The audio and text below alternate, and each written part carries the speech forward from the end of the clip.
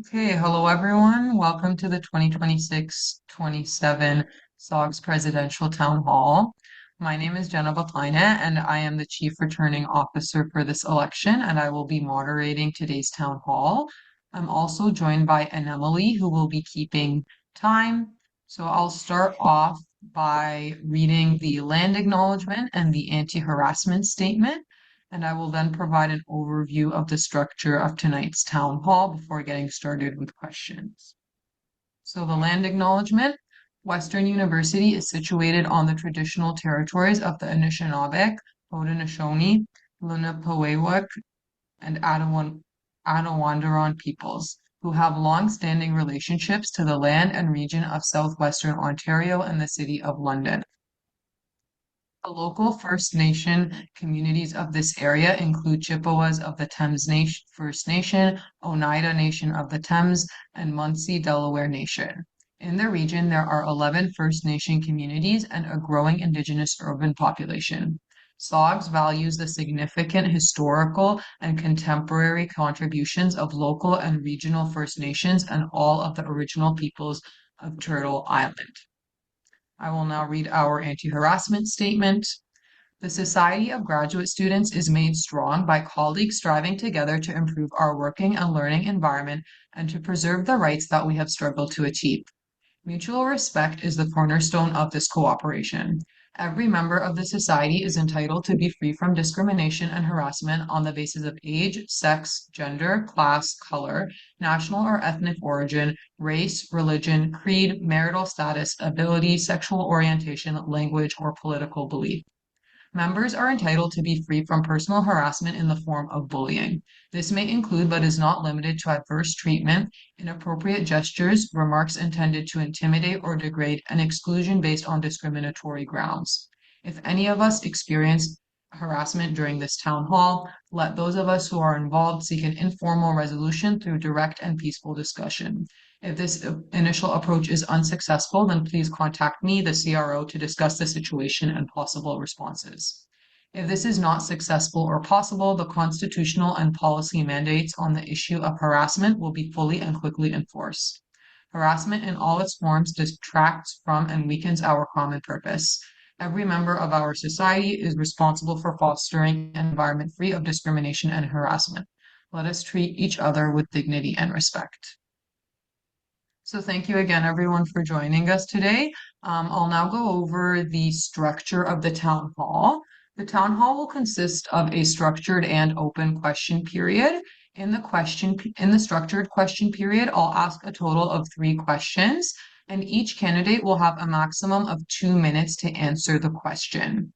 So Emily is going to be keeping time for us. She will indicate in the chat when you have allotted 1 minute of your time and when you have 30 seconds left. Once your time is over, and Emily will be muting you once you reach the 2 minutes, just to make sure that everyone is getting an equal amount of speaking time. In the open question period, questions will be taken from the audience, and I'll also be asking questions that were submitted to the survey. Each candidate will have a maximum of 2 minutes again to answer the question with the same procedure as I described before. You'll have a 1 minute warning and then a 30-second warning, and then you will be muted once you reach your 2 minute time limit. We will then take a 5 minute break between the structured and open question period. And to determine who goes first, I'm going to be doing a coin toss. So I will share screen so everyone can see that. Okay.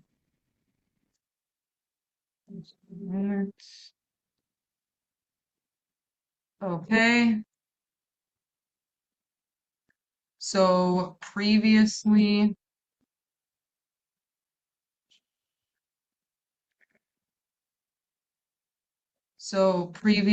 the candidates had been assigned such that Ahmed was heads and Mateus was tails. So whoever I guess wins the coin toss will be starting first. and then we will alternate. So if candidate A goes first for the first question, then candidate B would go first for the second question, and so on. So I will go ahead and flip the coin. Okay, so that means that Mateus will be going first for the first question, and then we will alternate so that Ahmed goes first for the second question. Okay. So my first question is please introduce yourself and why you want to run for president. And Mateus, you can go ahead. Your 2 minutes starts now. Wonderful. Thank you, Jana. And thank you, everybody, for being here with us tonight. I really appreciate your attention. And I certainly appreciate as well the opportunity to talk a little bit about myself and my campaign platform once again with everyone. So I would like to, let me start by introducing myself. I'm Matheus, and I help graduate students find solutions to their problems without jeopardizing their careers. I'm passionate about advocating for students so they can fulfill their academic goals. I'm known for my tenacity and for connecting students to the resources they need. And I've been known for that in different levels here on campus. In fact, I'm on a mission to elevate, just like SOGS, I'm on a mission to elevate the graduate student experience because I believe that true winning is a collective effort. Throughout my academic journey, I have had the opportunity to attend up to 6 universities in 5 countries. And along the way, I experienced several highs, but also very deep lows, including my first attempt of a PhD in Germany. So for the past 4 years here at Western, I've built extensive experience in student governance and advocacy across all 3 levels: my home department, which is biology, the University Senate, and here at SOGS. This is why I'm running for SOGS president.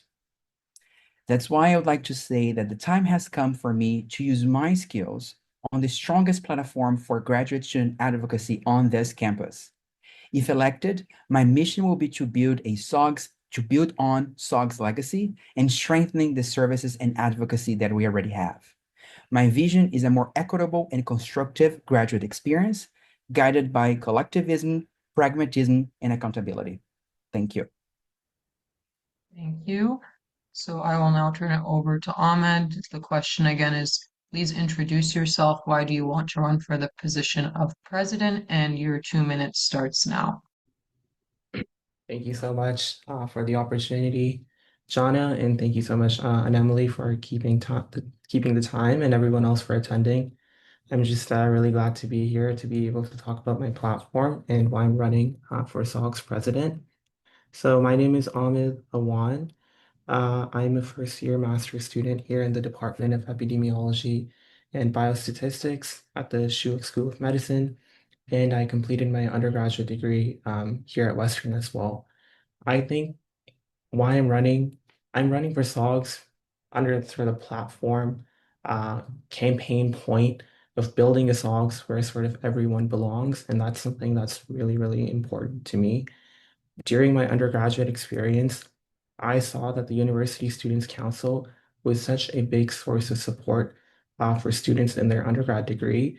And I think SOGS serves a similar purpose for a lot of graduate students. But I'm really here to think about how we can expand that experience to more and more graduate students. As someone who started their graduate degree here at Western, I realized that we're all sort of in our own graduate bubbles. So, I am close with my department and I'm close with, my supervisor and my team in that way. But I think there's real opportunity to grow that community for students in graduate school. And you do that by making sure that the opportunities that are available to them are opportunities that they are excited for and they can buy into those opportunities. So I'm here running for SOG's president so we can build on those opportunities. We can make sure that governance is accessible to students, to make sure that, there's programming that students want. And lastly, there's opportunities for professional development, keeping in mind that, there's students in 1-year master's programs that are course-based, and there's students in sort of like multi-year PhDs, and everyone has different needs. And those are things that I'm really excited about. Okay, thank you.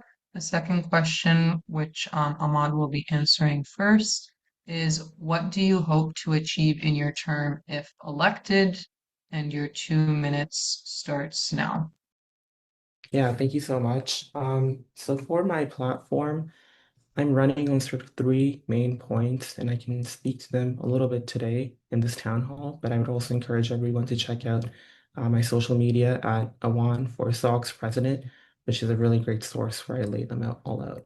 So first, I think it's really important that there is accessibility and accountability in the governance processes here at SOGS.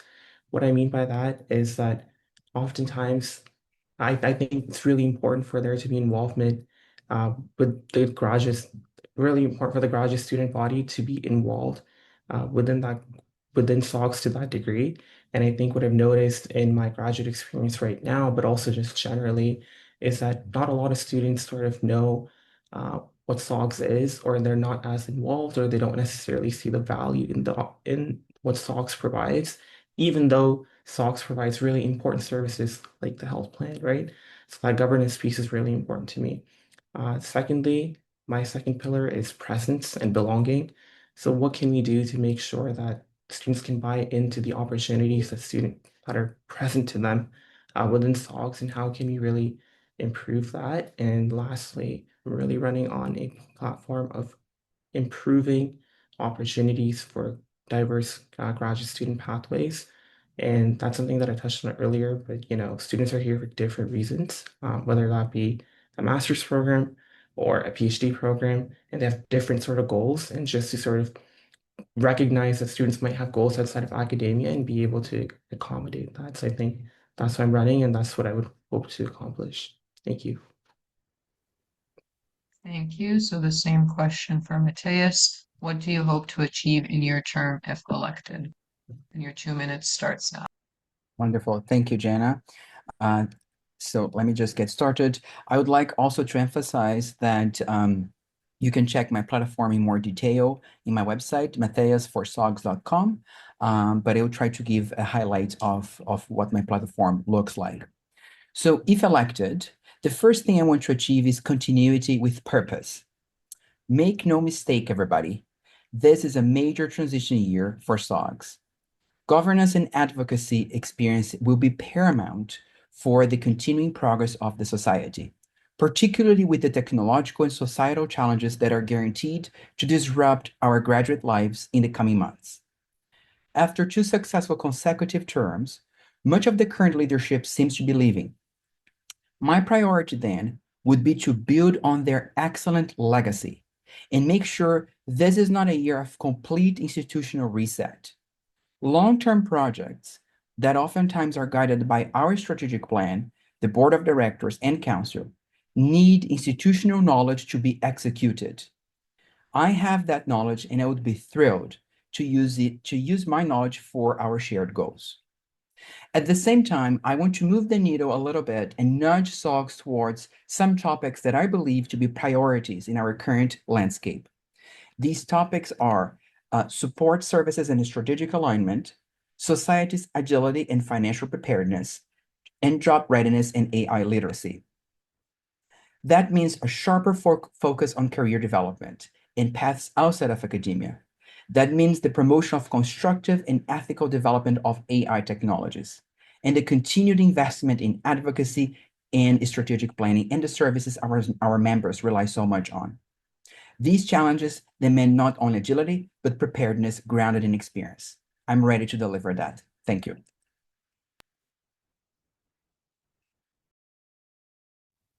Thank you. The next question, which Mateus will be answering first, is what experiences do you think qualify you for this role? And your 2 minutes starts now. Just set my timer here. Sorry. Thank you. So, what qualifies me for this role is that I have built governance and advocacy experience across all 3 levels in the graduate student leadership. That is in my home department here in biology, at SOGS, and at Senate. In each and every level, I was able to develop skills that make me your candidate of choice for the next SOGS president. At the departmental level, I've served in several committees, always as a graduate student representative. And more recently, I've been the chair of SOBGS, which is the Society of Biology Graduate Students, for the past 2 years. In that role, I oversaw the launch of surveys that mapped the biology graduate student experience and helped inform real changes, including the improvement of the experience of our TAs in some of our courses. Within SOGS, I have served as the inaugural international commissioner, as a biology counselor, and as a member of the board steering committee, which was a subcommittee within council. I was then elected and joined. I was elected to be a member of the board of the inaugural board of directors, and within the board, I was elected vice chair. Towards the end of my mandate, I also served as an interim chair of the board. At the campus level, I served as a graduate student senator for 3 years, and I sat on major Senate committees, including Operations and Agenda Committee, Nominating Committee, SCUP, Super G, and URB, University Research Board. In several of these committees, I was the sole graduate student representative. So I had to learn how to let my voice be heard in those decision-making tables. This experience matters because I understand both graduate student advocacy and how decisions move through the university. I know how to navigate. Thank you. Your time is up. We will now go to Ahmed, who has the same question. What experiences do you think qualify you for this role? And your 2 minutes starts now. Thank you for that question, Jana. So as I mentioned, I am new to grad school. This is my first year in my master's degree.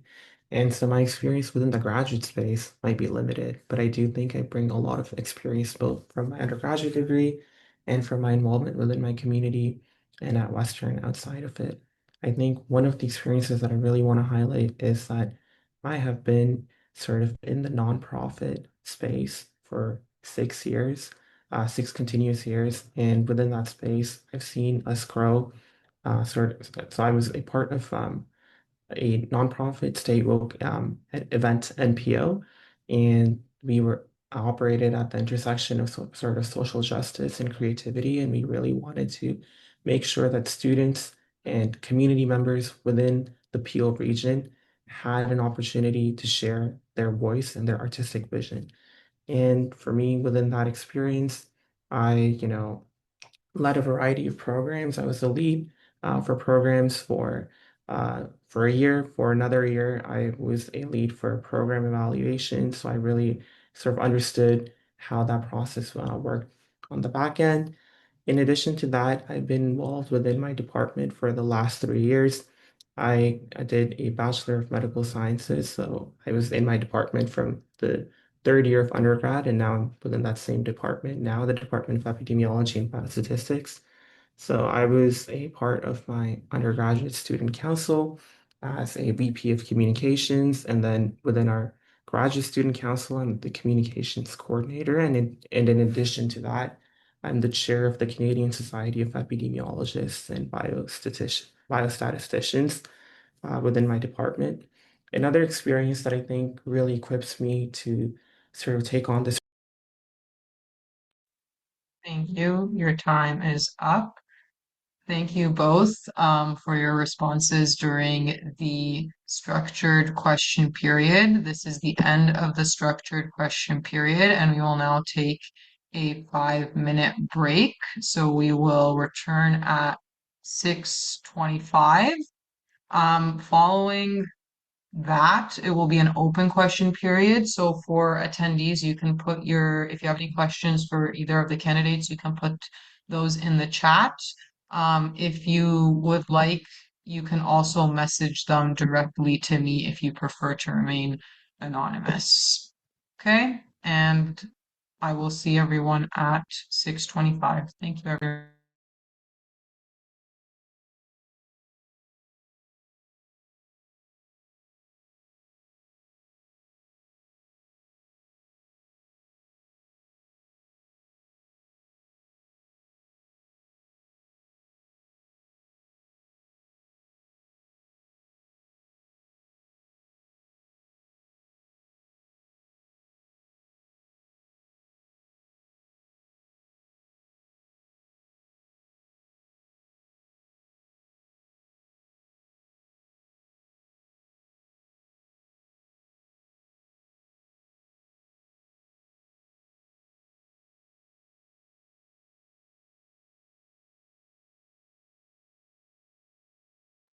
You are still sharing your screen if that's on purpose. Just FYI. Okay, never mind. Thank you. Just making sure it was on purpose.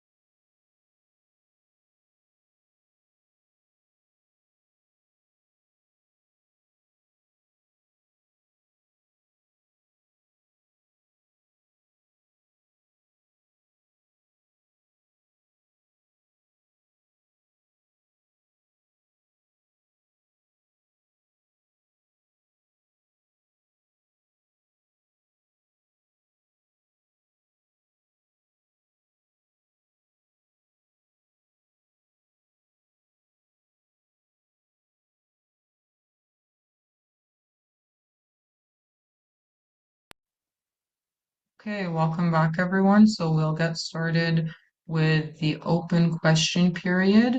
So again, throughout this question period, I'll be asking questions from the survey questions that came in, as well as if any students have or attendees on this call have questions, they can put them directly into the main chat, or they can message me directly if they prefer to remain anonymous. So Ahmed will be going first for this section. The first question is, what will you do differently to ensure the welfare of SOGS members considering their diversity and differences? You have 2 minutes and your time starts now. Yeah, thank you so much for that question. That's definitely something that's addressed in sort of my platform and my platform points. I think SOGS so far has sort of done a phenomenal job, and the leadership at SOGS has done a great job at, making sure that the welfare of students is taken into account. I think there is an issue, or there's an issue when it comes to sort of making sure that students know those experiences, and B, they feel that, they can sort of attend and be present at those experiences, but also C, I think it's important to recognize that students have a diversity of experiences, and the best way to sort of account for that diversity of experiences is to collaborate with the appropriate partners, whether those be campus partners or community partners, when it comes to representing those experiences, right? So I can't speak for an individual's experience that might be very different than mine. And so when it comes to like putting together programming for that student, or when it comes to, making sure that a students and their voices are heard, it's important to just make sure that that collaborative approach is present um, throughout the process. And so I think that is something that I would really focus on, whether that be through programming and collaborating with campus partners or community partners, and making sure that student voices are heard in that way, so that when we're trying to amplify sort of the diverse voices that are present within the graduate student body, they're coming directly from the individuals that are impacted. So I try to make sure that they have that space within SOCS. Thank you. Thank you. So Mateus is next. The same question. What will you do differently to ensure the welfare of SOGS members considering their diversity and differences? And your two Wonderful. minutes starts now. Thank you, Jenna, for this question. Um, well, I would like to start by reminding ourselves that SOGS is a student-led organization, not for profit, based on advocacy and services, right? So I think it's very important for us to have a clear scope, a clear idea of the scope of the actions that SOGS can do. Now, within this scope, we can certainly do a lot, again, but advocacy and services, because I would never want to, sell hyperbolic promises here. And given our inherited limitations, right, because we cannot change systemic issues that are outside of our control, I think one thing we can do, and SOX has been doing already really well, but I would certainly double down on that, is establishing collaborations across campus, both with Western University itself, but also with our partners within the Unity Group, that is PSAC, WASA, WAFA, and other labor unions. I do understand that, again, like I said, SOGS is for advocacy and services. We're not a labor union, but we do have common goals and interests with our partners on our student-led partners on campus. So I would certainly work on those. And one of my priorities would be to update the strategic plan, SOGS strategic plan. In that update, I would then hear from diverse communities and try to establish programs that would help them. That's what I can think of right now on the go. Thank you. Thank you. The next question, which Mateus will be answering first, is how will you make SOGS more transparent and accountable to its members? Your 2 minutes starts now. Thank you, Jana. Again, let me start by saying that SOGS is already very transparent and accountable.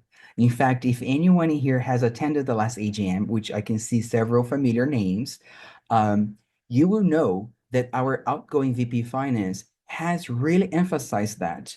For instance, part of our budget approving process, right?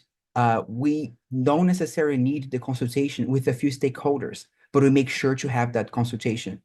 SOGS already does a fantastic job in terms of transparency. Now, of course, we can always strive for better. I do think that there is a case to be made about, you know, overloading, like sending too many messages to members. In fact, I've heard that from peers that, we get too many emails from SOCs. So I don't know whether sending more emails about our financial statements, about our costs and initiatives, whether it would be effective. I actually don't really know, but I would be certainly open to brainstorm with student leaders and campus partners to try to find ways in which we can make our society more transparent. Probably update our website, post things there. But again, we have all our documents up on the website. We even have a database of motions that have been proposed on council. We have minutes. So SOGS is already really transparent. I think I would try to increase communication, but hopefully in ways in which it wouldn't overwhelm our members. And for that, I would have to brainstorm with a task force, so to speak. Thank you. Thank you. The same question for Ahmed. How will you make SOGS more transparent and accountable to its members? Your 2 minutes starts now. Thank you so much for that question. I think I'd like to start off by, noting the fact that like as a master's student, as someone who's in a research-based master's, and as a lot of people, I guess in grad school are doing research, and that's kind of the point. I think we often talk about sort of knowledge translation and like dissemination, right? So I think that it's one thing to sort of have information publicly available. It's another thing for students to actually be engaging with that. So I think SOGS actually does a really great job on a variety of different levels. And over, I think, the last few years as well, from when I was an undergrad to where I'm at right now, I think like there has been a substantial change in how SOGS has been communicating their decisions, but I think that is really important to accountability. So I think for me, it would be important to make sure that there's a better communication of governance decisions present within SOGS. I think I would also want to make sure that we can encourage broader participation in SOGS elections. And, that's partly why I'm here. And that's partly why I'm running, because it's important that the graduate student body is involved. And, I'd also want to strengthen SOGS's connection with faculties and departments as I can make sure that we're present. Our executives are present within different departments and faculties, and perhaps like a rotating satellite model where we have an opportunity to speak to different students in that way. And I think the last point that I really want to emphasize is that to be accountable to students, you need to know what their priorities are. So I think I would advocate and would want an yearly graduate student sort of engagement survey just to see how SOGS has performed within that year. And that could be really important. Thank you. Your time is up. The next question is, how will you ensure that graduate student voices are effectively represented to the university administration and other strategic partners to SOGS? Ahmed will be answering this question first, and you have 2 minutes. Your 2 minutes starts now. Oh, you're still muted. My bad. I was automatically muted and it wasn't on my screen. Yeah, I think it's important for us to be in communication with a variety of campus partners. I think for me, being new to graduate school, there's a lot to learn when it comes to that front, and I'd be willing to sort of admit that. But then at the same time, I think, as sort of Mateus pointed out, there's PSAC, there's UALPHA, there's so many different sort of partners on campus and outside of campus that we can be connected with. And I think for me, it would just look like reaching out to those partners on campus and sort of off campus and seeing where we can find a way to meaningfully collaborate and where we can sort of find a way to meet, engage with each other to expand and improve the graduate student experience. I think that would be the approach that I would take, and I would really just lean on sort of individuals who've already been within SOGS and their experience to further that part of the role. Thank you. Thank you. Mateus now has the same question. How will you ensure that graduate student voices are effectively represented to the university administration? You have 2 minutes and your time starts now.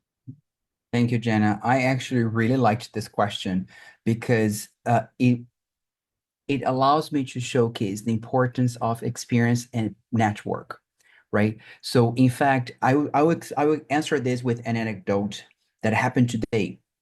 I went on the Western Senate website this morning just to see what Senate subcommittees are still needing graduate student representatives, right?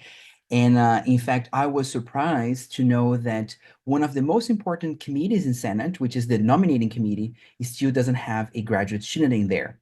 Now, of course, there are certain requirements for that position, for instance, but there is a slew of other committees that are making important decisions across campus that are missing, that are lacking graduate student seats.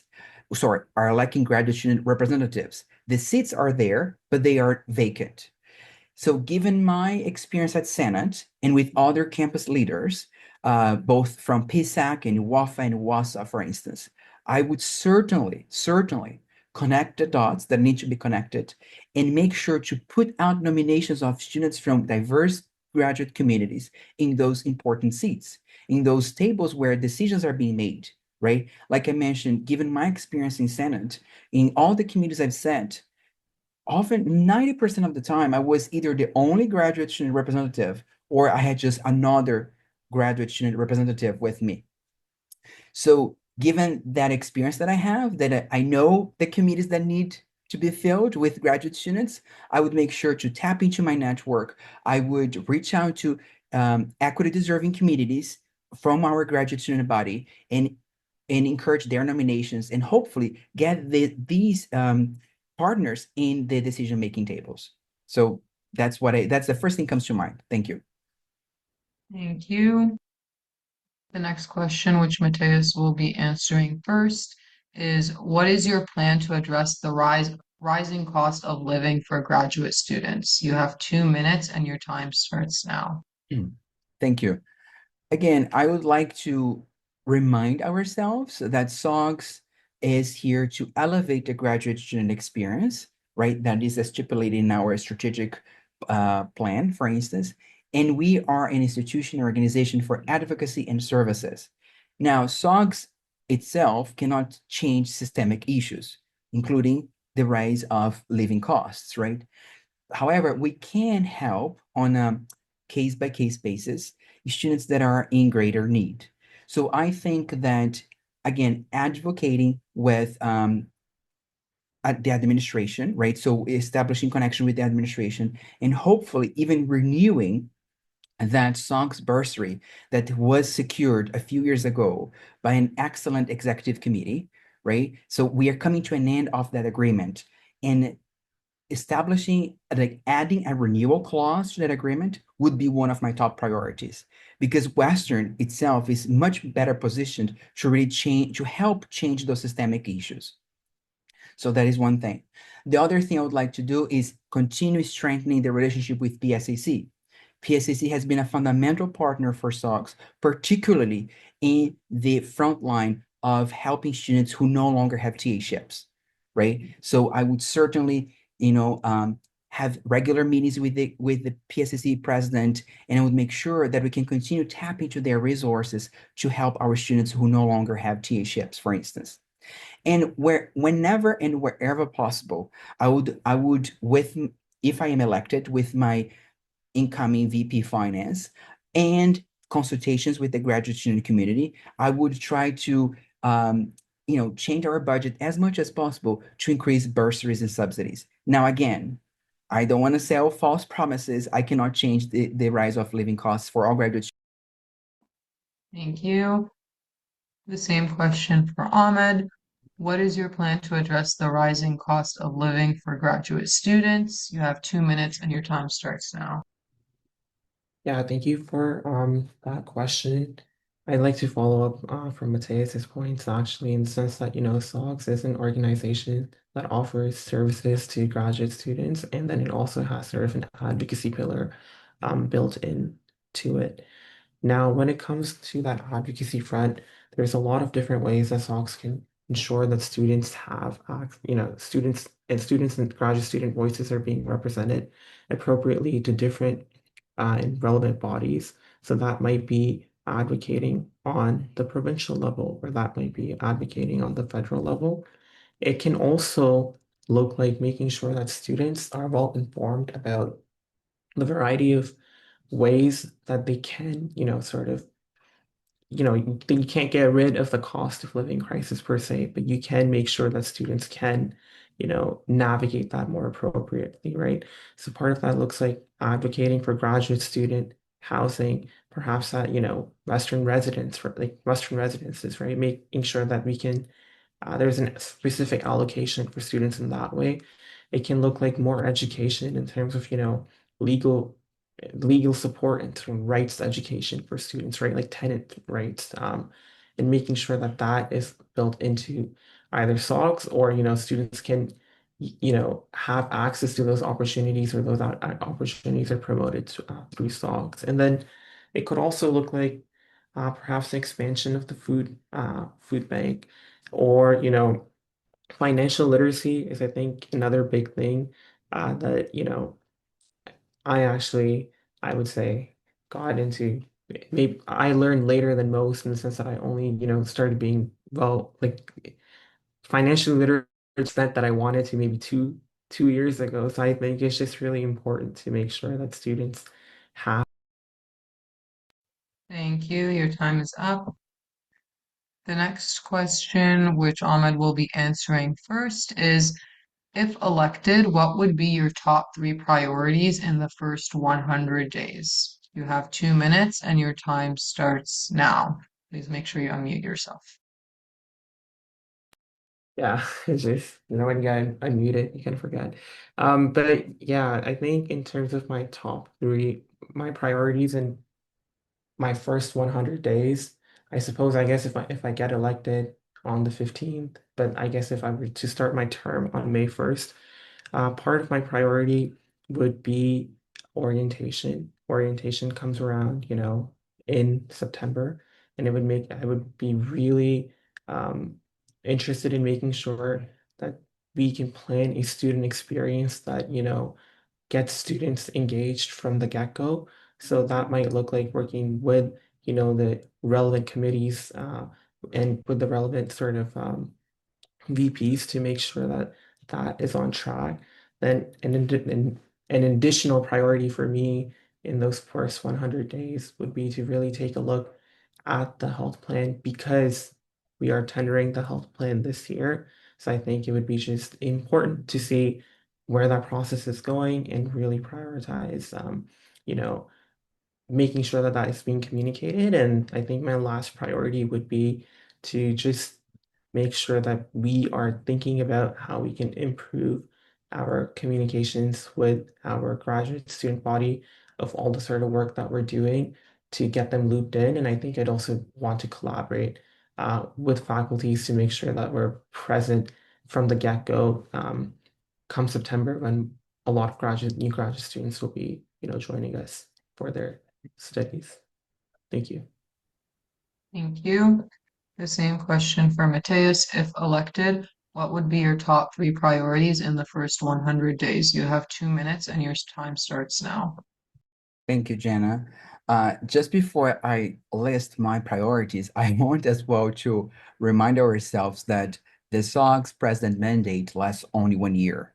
Now, of course, you can run a second term if you were around, if you're still a student, but it's just 365 days. So the first 100 days, even though we use that benchmark for regular government mandates, 100 days for us counts much more than 100 days for a 4-year mandate. So let's just keep that in mind.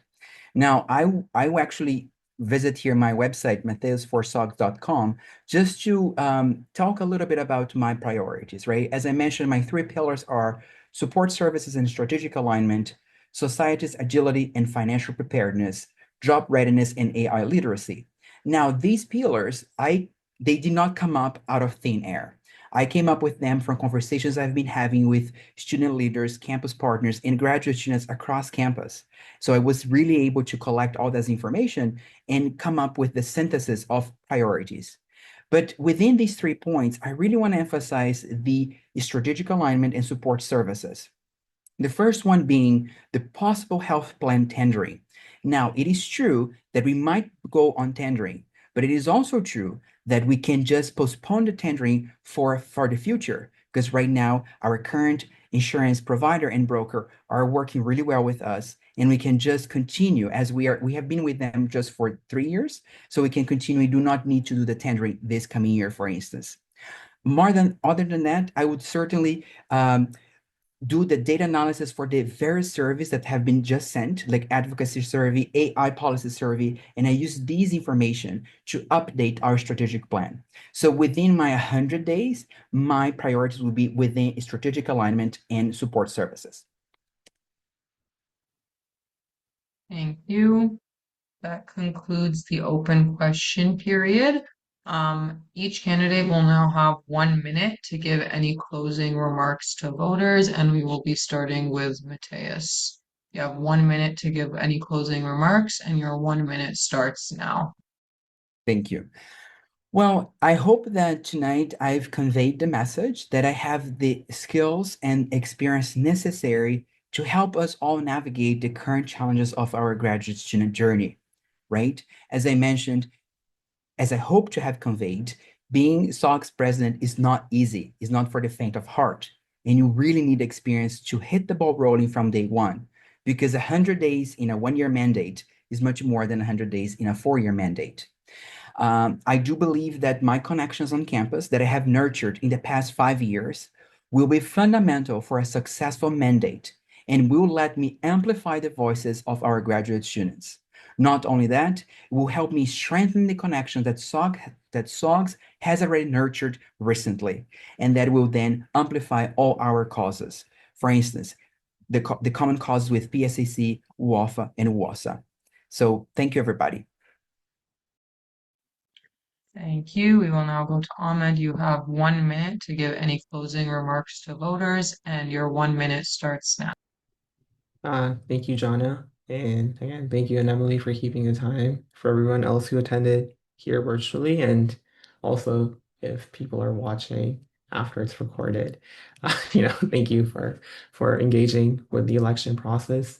I think for me, it's just really important. Look, you can look at my platform and you can look at what I'm running for at Awan for SOG's president on Instagram, and sort of those resources are available to you. But I think if you're listening at this moment, I think what's really important is that you vote in this election.